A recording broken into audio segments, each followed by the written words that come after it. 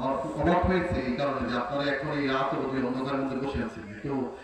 ধৈর্য নিয়ে আপনারা আছেন, এটা আমাদের কাছে খুব আশার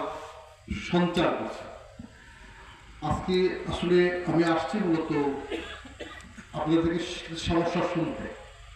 যে আপনারা এই কৃষিকাজ করতে কি কি অসুবিধা আপনার সম্মুখীন হন বা কি করলে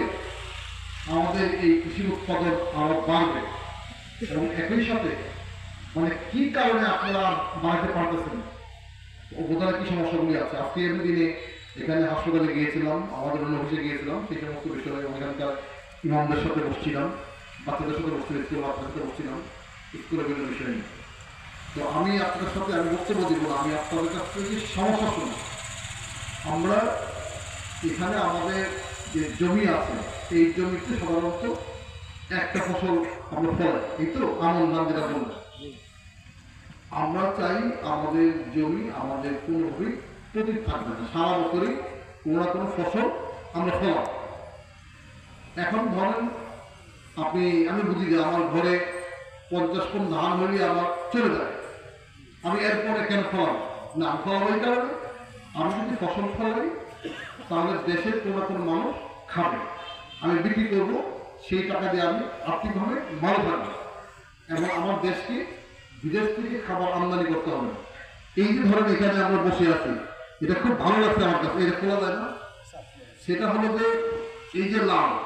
বেগুন থেকে শুরু করে এখানে ফুলকপি শিম আছে, আপনার যা আছে, এই যে সুপারি গাছ, এটা দেখতে ভালো লাগছে। মানে আপনি ধরেন আমরা অনেক সময় এই যে বাসায় বাগান করে শহরে যারা থাকে তারা গাছ লাগায়, যে একটা ছাদের মধ্যে একটা আমের চারা লাগায়, একটা কামড়া লাগায়, একটা আমরা লাগায় না, ফুল গাছ লাগায়। ধরেন ওদের পিছনে সে খরচ করে সময় দেয়,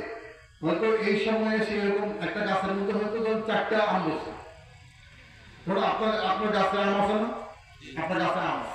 আম বসছে, আপনার একটা ছেলে সিলেট শহরে পড়াশোনা করে, এখন আপনি কি করেন, ওই ছেলেটা যদি আসবে ওর জন্য কি করে মায়েরা কি করে, দরকার আম রেখে দেয় না, যে ওরা আসবে পরে তারপরে আমরা পারবে খাবে, দেখা গেল আম পেকে গেছে তারপরে ঘরে রাখি দিয়েছে, কোনদিন আসবে ছেলে আসবে ওর নাতি আসবে এরপরে খাবে, তাই তো আমরা করি। এখন ধরেন এই ছেলে তার মানে ছেলের ফোন দিয়ে আমরা